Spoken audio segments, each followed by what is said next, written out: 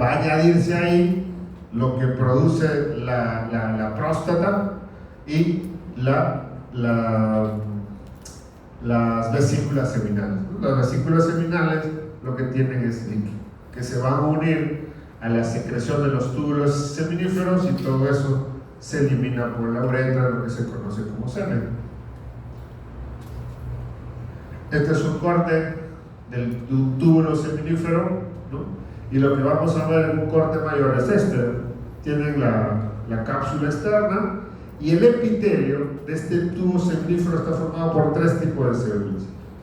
La capa de células que está pegada a esta cápsula son las espermatogonias, que durante todo un proceso de maduración van a pasar a formar parte de los espermatocitos y después los espermatozoides, ¿no?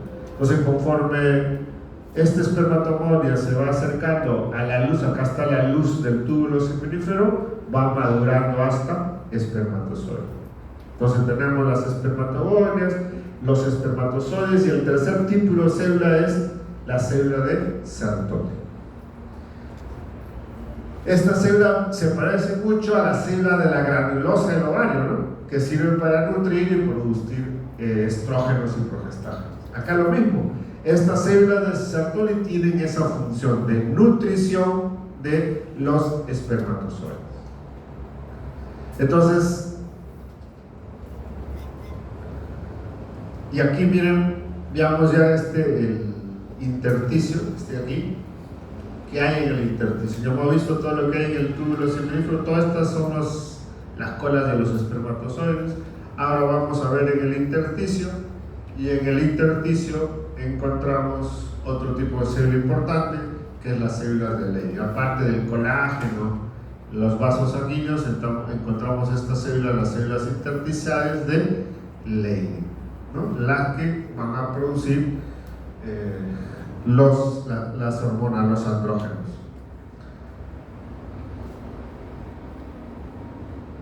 Bien, entonces esto es muy similar al desarrollo del ovocito, ¿no?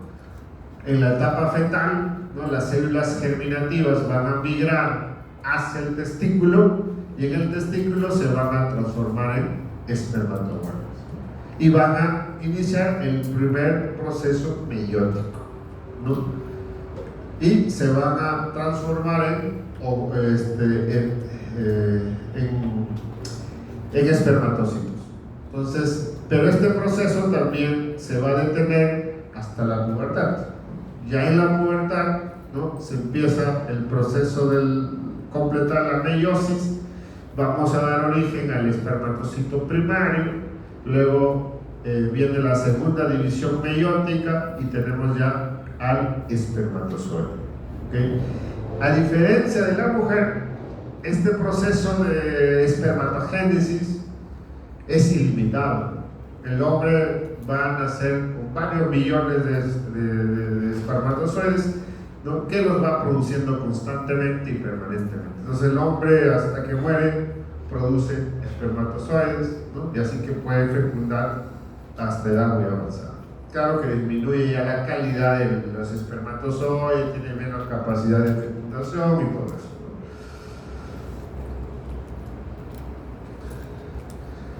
Aquí está la testosterona en los diferentes grupos etarios, ¿no? En el feto, por ejemplo, hay alto contenido de testosterona, ¿no? Lo que facilita la diferenciación, ¿no? En los genitales masculinos. En el neonato también tenemos un pico y luego del nacimiento, ¿no? Bajan a niveles muy bajos hasta la pubertad, la adolescencia, donde nuevamente se empieza a producir testosterona.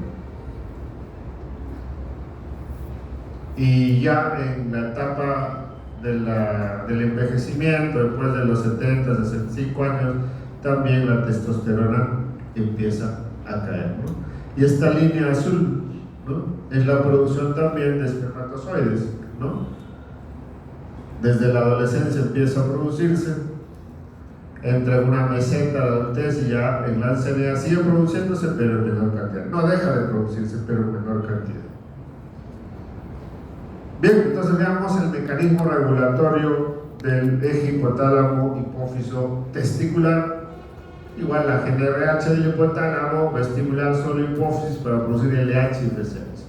La LH va a actuar sobre las células intersticiales de Leydig, las que están fuera del tubo seminífero. ¿Qué van a producir estas? Testosterona. Y la FSH va a actuar sobre las células de Sertoli, las que están en el túbulo seminífero.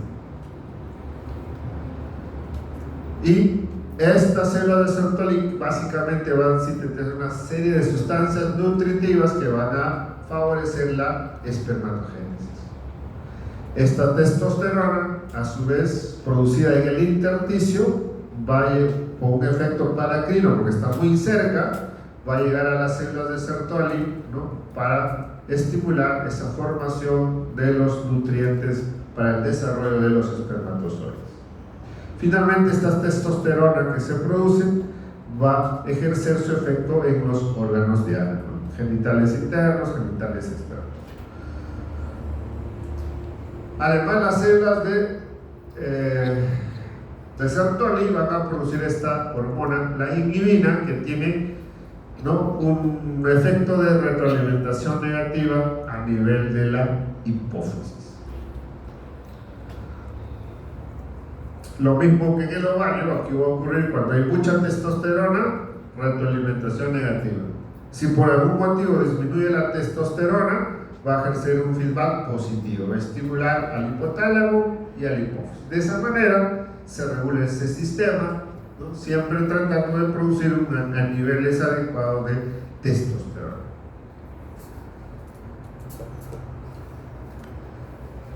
Entonces las células de Leydig producen testosterona y ahí están las funciones de las células de Sertoli, ¿no? Pero favorece la espermatogénesis, favorece la nutrición de las células germinales, las espermatogonias, secreta líquido acuoso para el transporte de los espermatozoides al epidídimo, barrera hematotesticular, ¿no? La unión entre una célula de Sertoli y otra es hermética, de tal manera que forma una barrera selectiva, porque va a permitir que de la sangre, del intersticio, pasen nutrientes hacia el túbulo seminífero, pero cualquier sustancia que pudiera ser tóxica para el espermatozoide no deja ingresar. No es una barrera de protección. Va también a estimular la secreción de la proteína transportadora de andrógenos y produce la inhibina, que tiene efecto de retroalimentación negativa a nivel de la hipófisis. Igual en la corteza suprarrenal se puede formar hasta estos dos andrógenos, androstenediona y la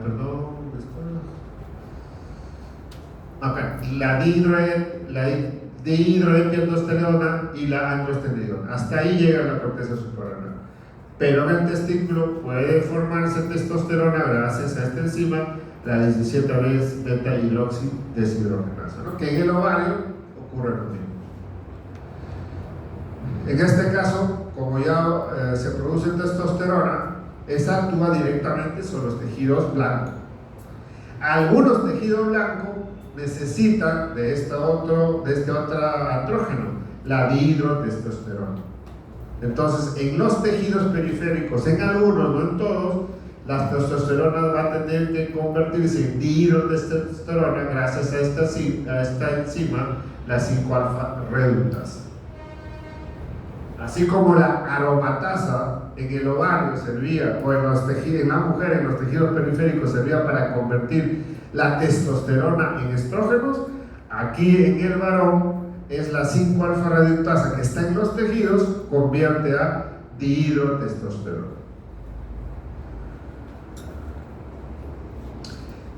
Entonces, de la testosterona que se produce, del 100%, en la testosterona libre, máximo puede llegar a un 3%. O sea, es ínfimo la cantidad de testosterona libre. Es esa testosterona que ejerce efecto biológico, efecto activo. En cambio, la testosterona que está unida a la albúmina o a la globulina transportadora de hormonas sexuales, esa no ejerce efecto biológico, es inactivo. Sirve como reserva, sí. Cuando disminuye esta testosterona libre, ¿no? La albúmina y la hormona o la globulina transportadora de hormonas sexuales va a liberar testosterona en forma libre para que pueda actuar en los órganos blancos. Entonces, ¿no? Casi el 97% de la testosterona está unido bien a la albúmina o a esta globulina transportadora. De esa testosterona libre, más o menos lo que se produce diariamente es 5 miligramos al día. Testosterona libre. De esta testosterona libre, más o menos el 90% ejerce como testosterona. Actúa directamente la testosterona en los tejidos diarios. El 6 a 8% va a actuar como dihidrotestosterona. O sea, el 6 a 8% de esta testosterona se convierte en los tejidos periféricos gracias a la 5-alfa-reductasa en dihidrotestosterona, ¿no? Y una ínfima cantidad, 0.3%, en el hombre también existe la aromatasa y puede convertirse en estradiol. Entonces el hombre produce estrógenos, sí, pues en pequeñas cantidades, ¿no? Más produce testosterona principalmente y dihidrotestosterona. Y miren, esta dihidrotestosterona, su órgano blanco es la próstata. Entonces participa en el desarrollo y crecimiento de la próstata.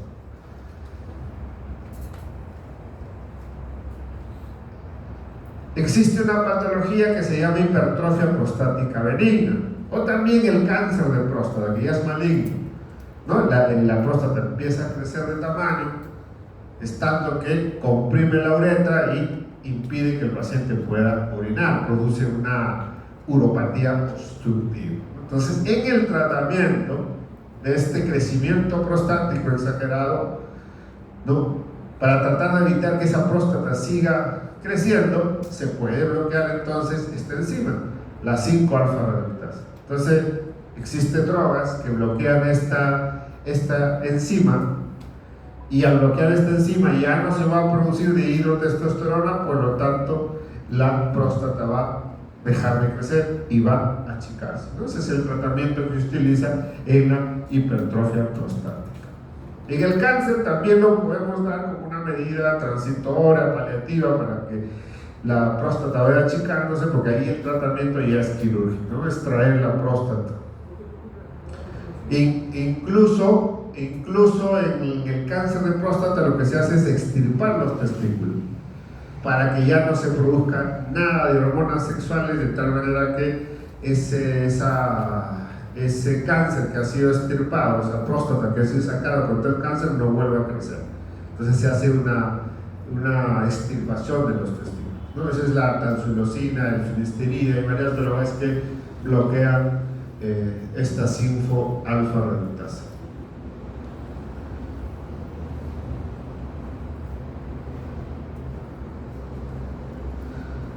Ahí está, ¿no? La testosterona generalmente actúa en los órganos genitales internos y la dihidrotestosterona en los genitales externos, a excepción de la próstata, porque la próstata es interna. La dihidrotestosterona básicamente facilita el crecimiento de la próstata. Incrementa la masa muscular, la testosterona, brota el crecimiento puberal, cierre epifisiario, crecimiento del pene, la voz grave, ¿no? Cuando llega la adolescencia, la pubertad, el hombre empieza a cambiar de voz gracias a la testosterona. También favorece la espermatogénesis y libido. Y la dihidrotestosterona, pene, escroto, próstata, distribución del vello, patrón de alopecia masculina, actúa en la actividad de las glándulas sebáceas, que por eso en el hombre existe la zona seborreica, ¿no? la ala de la nariz, la espalda, la región interescapular, gracias a la dihidrotestosterona y crecimiento del próstata.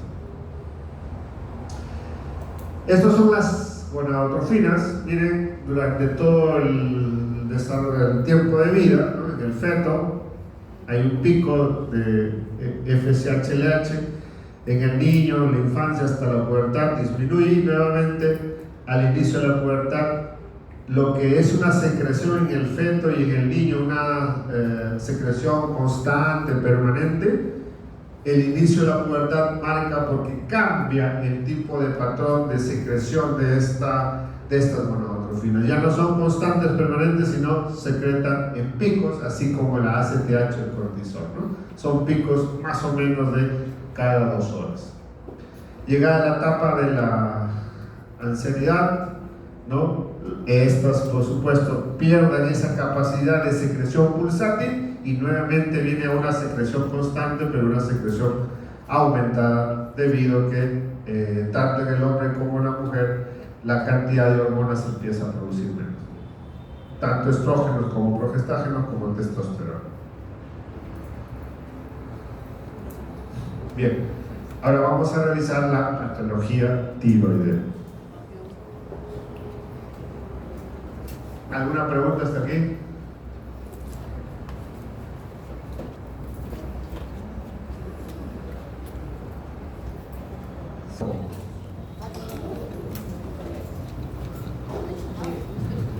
La glándula tiroides es una glándula que se encuentra en la región anterior del cuello, delante del cartílago tiroides, y que produce hormonas de tipo amino, ¿no? Esto ya lo han visto en la primera clase, que hay varios tipos de hormonas de acuerdo a su naturaleza química, ¿no? De origen proteico, de origen esteroideo, como la que acabamos de ver, los estrógenos, progestágenos. En este caso, esto es un amino. En la glándula tiroides se producen 3 hormonas: la T4 o tiroxina, la T3 o triotirolina y además la calcitonina, las células C, ¿no? Ahí se produce la calcitonina y esta es una hormona que participa en el metabolismo óseo, que ya lo han visto también. La hormona que se secreta en mayor cantidad, 90-93%, es la T4 y la T3 solamente un 7-10%. Si bien se secreta en mayor cantidad la T4, pero la que es biológicamente más activa es la T3. Pero esta aparente deficiencia se suple cuando esta hormona, la T4, ya en los tejidos diana, en los tejidos blancos, se va a transformar en T3 para ejercer su efecto biológico, ¿no? Entonces, la T3 es biológicamente más activa, pero se sintetiza en pequeña cantidad y su tiempo de efecto también es mucho menor que la T4. La T3 es 4 veces más potente que la T4, pero su cantidad es menor y su duración es más breve. Ahí está la tiroides en la región anterior del cuello, encima del cartílago tiroides, y este es un corte histológico. Está formado por folículos tiroideos. Cada folículo está rodeado por un epitelio de tipo glandular, que son los tirocitos, y aquí en el intersticio se encuentra la célula C, que produce la calcitonina. Entonces, cada folículo tiene su líquido folicular, que es un coloide, y ese coloide sirve para almacenar una proteína importante, la tiroglobulina. Pero esta tiroglobulina no solo es una proteína, sino que dentro de la proteína están las hormonas tiroideas, la T3, la T4 y la T3 reversa, que lo vamos a mencionar en un momento, ¿no? Entonces, en realidad las hormonas tiroideas se almacenan en este líquido folicular, en el coloide, y cuando el organismo requiere hormonas tiroideas, las hormonas tiroideas van a pasar de este líquido coloidal hacia la sangre. Aquí, para mencionar cómo es que se producen las hormonas tiroideas. El elemento principal para sintetizar una hormona tiroidea es el yodo, ¿no? Por lo tanto, el yodo lo obtenemos usualmente de la dieta. Ojo que acá está el coloide y acá está el vaso sanguíneo, ¿no? Entonces es el polo apical que mira al coloide y el basal que está en la circulación sanguínea. Entonces, el yodo que ingresa de la dieta va a ingresar a las células foliculares, a las células tiroideas, a través de un cotransporte sodio y yodo. es un transporte activo que gasta energía porque es un transporte contragradiente tanto químico y eléctrico. Entonces, ¿por qué? Porque yodo existe más en el intracelular, entonces es contragradiente. Esta es la bomba de yoduro. Ingresa el yodo al intracelular, luego ese yodo va a pasar al lado coloidal. En el lado coloidal, a través de esta enzima, la tiroidoperoxidasa, va a oxidarse y convertirse en yodo 2. Este yodo, ¿no?, se va a unir, ¿no?, a la tiroglobulina, y en este acoplamiento también participa la peroxidasa, y al unir este yodo a la tiroglobulina se van a formar varios compuestos, ¿no?, dentro de esta tiroglobulina. Por ejemplo, si se unen dos diodotironinas, van a formar la T4. Si se unen dos diodotironinas y una monoyodotirosina, se formará la T3. Entonces, todas estas estructuras están dentro de la tiroglobulina en el coloide.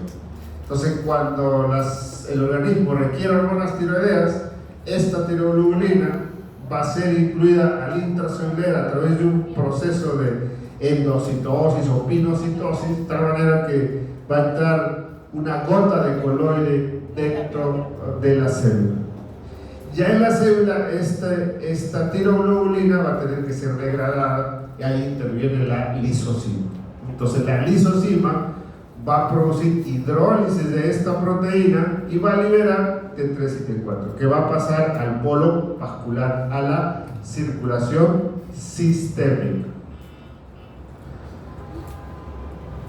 Pero también, producto de esa hidrólisis, no solamente se libera T3 y T4, sino también va a quedar la monoyodotirosina y la diyodotirosina, que finalmente se van a desdoblarse en yodo a través de esta enzima desionidasa, y va a quedar libre la tirosina, que es un aminoácido que en el retículo endoplásmico y el Golgi va a formar nuevamente esta proteína tiroglobulina, y se repite el ciclo. ¿Qué pasa cuando hay una sobrecarga de yodo en la dieta? Entonces va a haber una sobrecarga en la parte vascular, va a ingresar más yodo al intracelular, se va a producir este proceso de yodación, o llamado también organificación, donde se producen más hormonas tiroideas. Entonces, a más yodo, más hormonas tiroideas. Si no hubiera un proceso que inhiba esta vía, se estaría formando ilimitadamente hormonas tiroideas. Entonces, cuando hay un exceso en la dieta, o por ejemplo ocurre también en pacientes que son tratados, los pacientes con arritmias cardíacas, fibrilación auricular, reciben amiodarona, que es una droga para controlar la frecuencia cardíaca. Esta amiodarona es rica en yodo. Entonces, cuando estos pacientes empiezan a consumir amiodarona, están consumiendo yodo en realidad. Entonces va a haber una sobrecarga de yodo. Entonces produciría más hormonas tiroideas. Estas hormonas tiroideas pasarían a la circulación sanguínea y producirían una alteración, ya una patología que se conoce como el nombre de hipertiroidismo, o el exceso de formación de hormonas tiroideas. Pero felizmente el organismo tiene una manera de bloquear eso. Cuando hay una sobrecarga de yodo, lo que pasa es que al llegar a un límite de la cantidad de yodo, la célula se defiende y bloquea esta bomba de yodo. Ya no capta más yodo. Entonces, ya no hay el proceso de acoplamiento, organificación, ya no se forman más hormonas tiroideas, ¿no? Y empieza a producir menos hormonas tiroideas. A ese fenómeno se llama el fenómeno, que es un fenómeno fisiológico normal, el efecto de Wolff-Chaikoff. Ahí más adelante voy a ver una gráfica de eso. Acá están las diferentes hormonas tiroideas. Acá está la tirosina, ¿no? Es una proteína que se une al yodo 2 y a través de la peroxidasa forma la monoiodotirosina. Si se une 2 yodos, formará la iodotirosina. Si hay 3 yodos, 1, 2 y 3, triiodotirosina. Y si hay 4 yodos, ¿no? Acá está mal, esta es la tirosina T4, no este 3, T4, la tirosina. ¿Okay? Entonces la glándula tiroides almacena hormona tiroides en forma de tiroglobulina. T3, T4, la T3 reversa, ¿no? La T3 reversa solamente la diferencia es en la ubicación de este yodo que está en el primer anillo. Esta T3 reversa no tiene ninguna importancia, no tiene efecto biológico. Sí, en algunas patologías, ya lo van a ver más adelante, como el síndrome de un tiroideo enfermo. ¿Qué cosa es el síndrome de un tiroideo enfermo? Es un paciente, por ejemplo, que tiene un politraumatismo, un accidentado, se rompen varios huesos, hay aplastamiento muscular, está gravemente enfermo. Ese paciente no tiene patología de la tiroides, ¿no? Pero por ese politraumatismo empiezan a formar hormonas tiroideas, pero que no es una patología tiroidea. Entonces, en conclusión, un síndrome tiroideo sería, ¿no?, formación de hormonas tiroideas a partir de una enfermedad sistémica. Algunos cánceres también pueden producir eso, politraumatismo, ¿no? Entonces, pero nada tiene que ver con las hormonas tiroideas. Y en esa patología, en este síndrome de un tiroideo enfermo, por ejemplo, incrementa esta T3 reversa, ¿no? Y esa se utiliza, por ejemplo, como un método diagnóstico de este síndrome eutiroideo enfermo. Pero en un paciente normal no tiene ninguna importancia.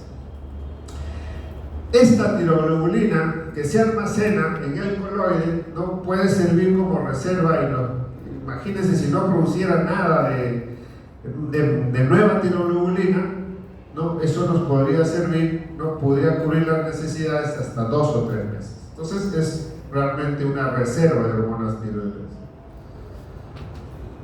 Las hormonas tiroideas no actúan en un receptor que está en la membrana, tampoco que esté en el citoplasma, sino actúan en receptores que están dentro del núcleo de la célula. Entonces la hormona tiroidea tiene que pasar la membrana celular, el citoplasma y llegar al núcleo. Recién ahí va a actuar. Y actúa como T3. Si viene como T4, tiene que transformarse en el tejido diana a través de esta enzima, la desiodasa, en T3, y recién la T3 va a actuar con el receptor. Por eso se dice que la T3 es la biológicamente activa. La T4 no actúa directamente. Y eso ocurre ya en los tejidos donde va a actuar la T4.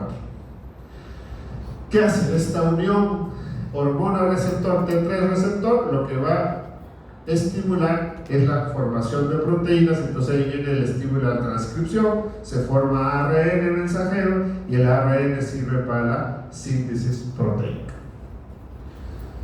Las hormonas tiroideas estimulan la transcripción de genes y formación de ARN mensajero y proteínas. La T4 inicia su efecto 2 o 3 días y su máximo a los 10 o 12 días. Su máxima duración 10 a 12 días. En cambio la T3, su efecto es en horas, 6 a 12 horas, y máximo puede durar 2 a 3 días.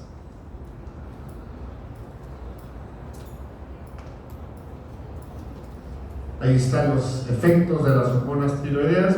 Participa en el crecimiento, igual que la hormona de crecimiento. Participa en el desarrollo del sistema nervioso central. ¿Qué pasa, por ejemplo, si en un recién nacido no forma hormonas tiroideas? Eso se llama hipotiroidismo congénito. El paciente nace con incapacidad de formar hormonas tiroideas. Ese paciente que no forma hormonas tiroideas va a terminar en retardo mental irreversible, ¿no? Por eso que es muy importante todo recién nacido hacer despistaje de hipotiroidismo congénito, ¿no? Dosaje de TSH simplemente, ¿no? Si encontramos que está incrementada porque no produce hormonas tiroideas, entonces el diagnóstico es hipotiroidismo congénito y hay que dar suplementación con hormonas tiroideas. Si le doy suplementación y con el diagnóstico precoz en el nacimiento, entonces voy a evitar que ese paciente desarrolle el cuadro clínico de retardo mental. A eso se denomina cretinismo, ¿no? A nivel cardiovascular, ¿qué hacen las hormonas tiroideas? Producen aumento de la frecuencia cardíaca, una taquicardia. Al aumentar la frecuencia cardíaca, aumenta el gasto cardíaco, aumenta el flujo sanguíneo en los tejidos, además, miren, aumenta la fuerza de contracción, o sea, tiene efecto inotrópico positivo. Las hormonas tiroideas también aumentan el metabolismo, así como participan en el crecimiento casi de todos los órganos, también en el metabolismo basal. Entonces, van a aumentar el consumo de oxígeno, aumentan la absorción de glucosa, participan en la gluconeogénesis, es decir, formación de glucógeno a partir de aminoácidos. Todo esto para obtener más energía, ya que el metabolismo basal está aumentado. Aumenta la glucogenólisis, ya se formó el glucógeno, entonces el proceso de degradación de glucógeno a glucosa, que también libera energía, se acelera gracias a las hormonas tiroideas. Aumenta la lipólisis también para obtener más energía por la beta oxidación de los ácidos grasos. Aumenta la síntesis proteica y todo esto genera pues aumento del metabolismo basal. Bien, funciones de las hormonas tiroideas: estimulan el metabolismo de los hidratos de carbono, aumentan la captación de glucosa por los tejidos, la glucogenólisis, destrucción del glucógeno hasta glucosa, gluconeogénesis que ya hemos hablado, estimula la secreción de insulina y absorción de la glucosa a nivel del tubo digestivo. Todo esto para obtener mayor cantidad de glucosa que nos sirve finalmente para formar glucógeno. Estimula la lipólisis, aumenta las necesidades de vitaminas, aumenta el metabolismo basal, aumenta la motilidad digestiva. En los casos de hipertiroidismo, por ejemplo, los pacientes aumentan su motilidad intestinal y esto va a terminar expresándose clínicamente como diarrea, una diarrea crónica del paciente. Ya hemos hablado de los efectos excitadores sobre el nivel nervioso central. Por ejemplo, los hipertiroideos vienen pacientes muy activos, hiperactivos, no están tranquilos, hasta que se mueven, hay temblor distal.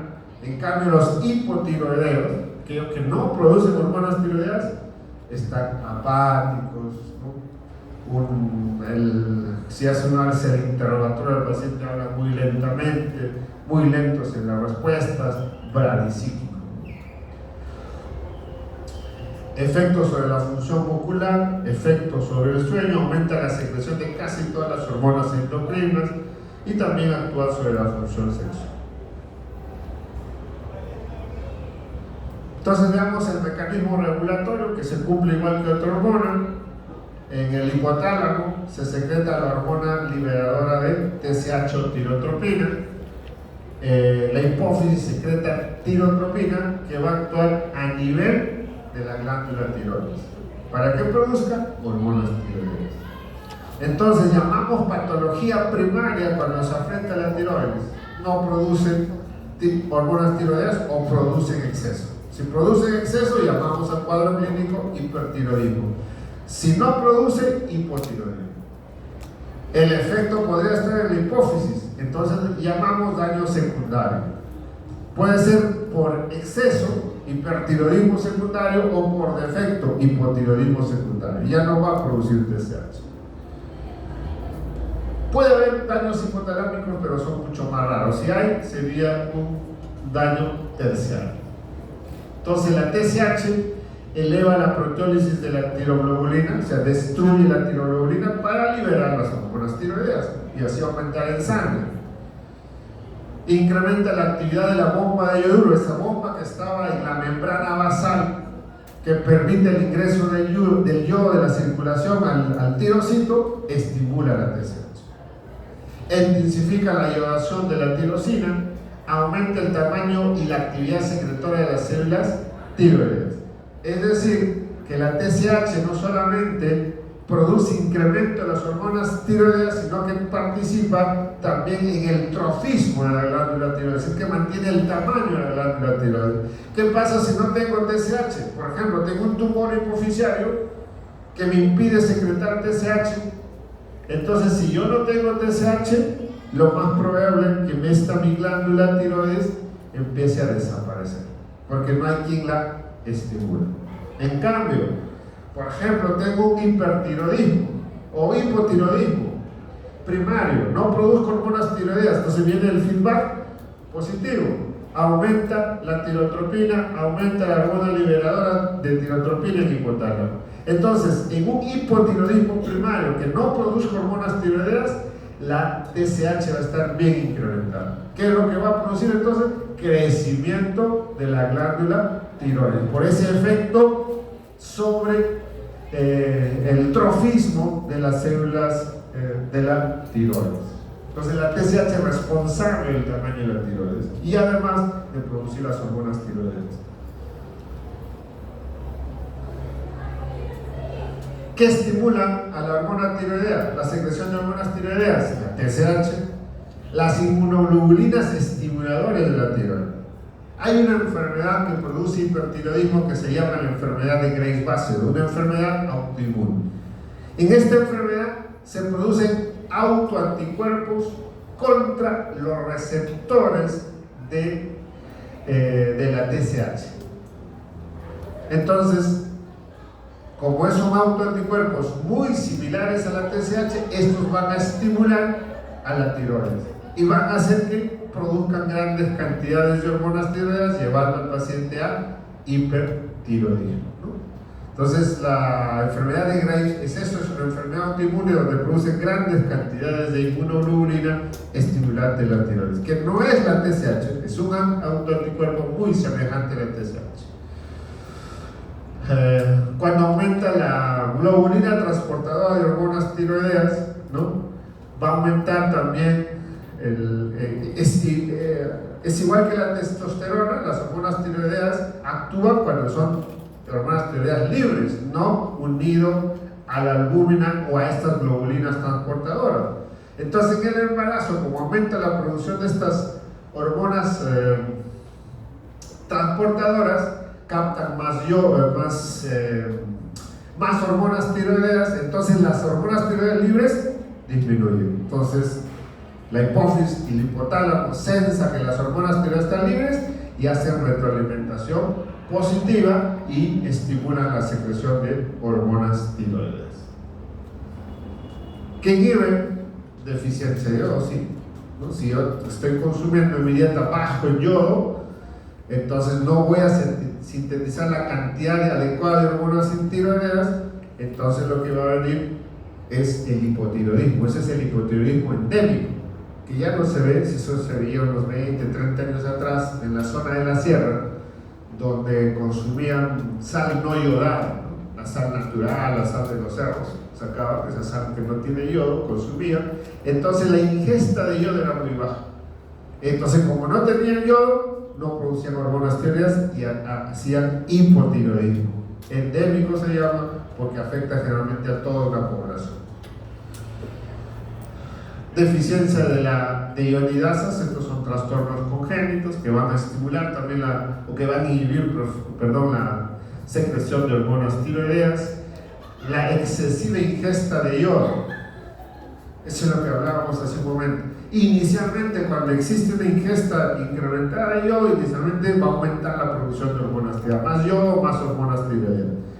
Pero cuando ya pasamos un umbral, viene el efecto de Bolshakov, ¿no? Miren esta gráfica.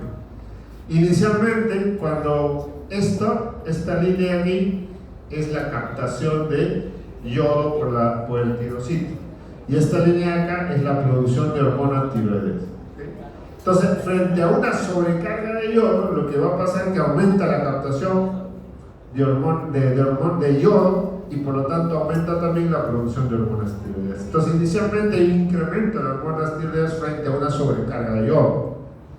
Pero llegado al umbral, aparece este efecto de Bolshakov y se bloquea la bomba de yoduro. Ya no capta más yodo. La captación cae entonces y por ende cae la formación de hormonas tiroideas o la organificación. Entonces, este mecanismo nos permite regular cuando hay una ingesta inadecuada o exagerada en la dieta, el efecto de Bolshakov bloquea temporalmente, ¿no? ¿Cuánto puede durar este fenómeno de Bolshakov? Desde 10 días a un mes, ¿no? Y luego desaparece y nuevamente el sujeto empieza a sintetizar hormonas tiroideas. De esta manera se mantiene un nivel adecuado de las hormonas tiroideas. Entonces este efecto, recuerden, se presenta solamente cuando existe una ingesta excesiva de yodo. La disminución de la globulina transportadora, como en la cefalopatía, ¿no? Los cirróticos, que ya no producen proteínas y las globulinas son proteínas. Entonces hay deficiencia de estas globulinas, ¿no? Entonces habrá más hormonas tiroideas libres. Eso sensa el hipotálamo y el hipófisis como incremento de las hormonas tiroideas e inhibe al hipotálamo, al hipófisis. Creo que es la última. ¿Preguntas?